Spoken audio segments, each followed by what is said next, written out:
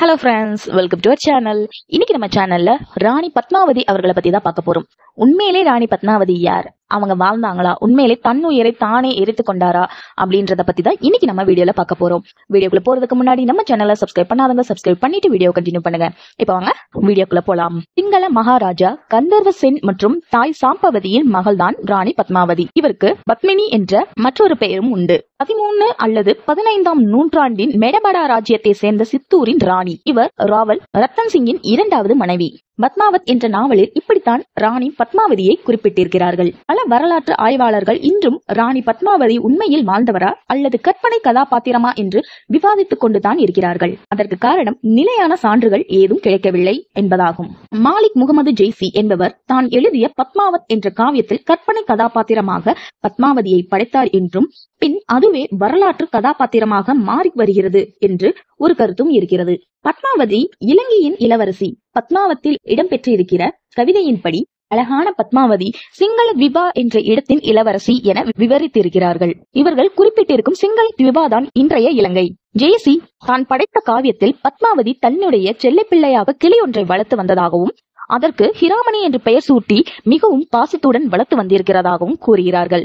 ஆனால் பத்மாவதியின் தந்தைக்கு இந்த விஷயம் பிடிக்கவில்லை. மகளிர் இந்த போக்கு பிடிக்காத தந்தை மகள் ஆசையாக வளர்க்கும் கிளியை கொன்று விடுமாறு உத்தரவிடுகிறார். கூண்டை திறந்துவிடும் கணத்தில் சிறகை விரித்து பறந்து தப்பிச் சென்று விடுகிறது ஹிராமணி. ஒரு வேடனிடம் சிக்கி அவன் மற்றொருவனிடம் வெற்று விடுகிறான்.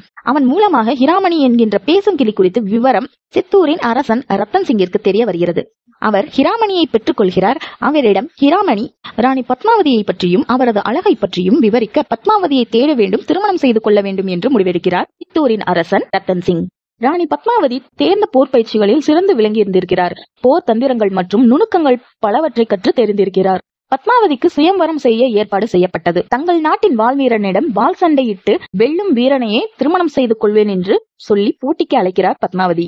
அந்த வீரனை யாராலும் வெல்ல முடியவில்லை. பிறகுதான் தெரிந்தது வாள் சண்டை வீரனாக பத்மாவதியை உருமாறிக்கொண்டு போட்டியிட்டு இருக்கிறார். அதன் பின் அங்கிருந்த ரத்தன் சிங் போட்டிக்கு வர இருவருக்கும் கடுமையான வாள் சண்டை நடக்கிறது. இறுதியில் ரத்தன் சிங் வெற்றி பெறுகிறார். ஏற்கனவே அறிவித்தது போலவே தன்னை வென்ற ரத்தன் சிங்கை திருமணம் செய்து கொள்ள சம்மதிக்கிறார். தன் அரசவையில் இருந்த ராகவ் சேத்தன் என்பவர் செய்த குற்றத்திற்கு தண்டனையாக அரசவையிலிருந்து வெளியேற்ற உத்தரவிடுகிறார் ரத்தன் சிங். அவர் டெல்லியின் சுல்தானான அலாவுதீன் கில்ஜியிடம் அரசவையில் சேர்ந்து கொள்கிறார். அவரிடம் ராணி பத்மாவதியின் அழகை பற்றியும் திறமையை பற்றியும் ராகவ் விவரிக்க ராணியை அடைய வேண்டும் என்று விரும்புகிறார். அலாவுதீன் கில்ஜி ராணியை கவர்ந்து வரும் பொருட்டு சித்தூரின் மீது போர் தொடுக்கிறார். அரண்மனையை கில்ஜியால் நெருங்க முடியவில்லை. உடனே ரத்தன் சிங்கிற்கு ஒரு செய்தி அனுப்புகிறார். அதில் ராணி பத்மாவதியின் முகத்தை ஒரு முறை பார்க்க அனுமதித்தால் உங்கள் மீது போர் தொடுக்க மாட்டேன், டெல்லிக்கு திரும்பி சென்று விடுவேன் என்று எழுதியிருந்தது. போர் நிறுத்த வேண்டும், மக்களுக்கு எந்த பாதிப்பும் ஏற்படுத்தக்கூடாது என்ற நோக்கில் அவையில் விவாதித்து ராணி பத்மாவதியின் பின்பத்தை கண்ணாடியில் பார்க்கலாம் என்று செய்தி அனுப்புகிறார்கள். அதன் பின் கில்ஜியும் பத்மாவதியின் பின்பத்தை மட்டுமே பார்த்துவிட்டு திரும்புகிறார். திரும்பும் போது வஞ்சகமாக பேசி ரத்தன் சிங்கை கடத்தி கொண்டு சென்று விடுகிறார். இதே கதையை ராஜபுத்திரர்கள் கூறுகையில் சில மாற்றங்களோடு கூறுகிறார்கள். அலாவுதீன் கில்ஜி பார்த்தது ராணி பத்மாவதியை கிடையாது, அந்த பின்பத்தில் தெரிந்தது ராணி பத்மாவதியின் சகோதரர் என்றும் பத்மாவதியை போன்றே தன்னை அலங்கரித்து வந்து நின்றிருக்கிறார். மகாராணியின் முகத்தை இன்னொரு ஆணுக்கு காட்டுவது அவமானமாக அக்காலத்தில் கருதப்பட்டதனால் பத்மாவதியின் தம்பியை சேலை அணிவித்து அலங்காரம் செய்து கில்ஜியிடம் காட்டினார்கள் என்று சொல்லப்படுகிறது. இருந்தும் இதனை பலரும் ஒப்புக்கொள்ளவில்லை.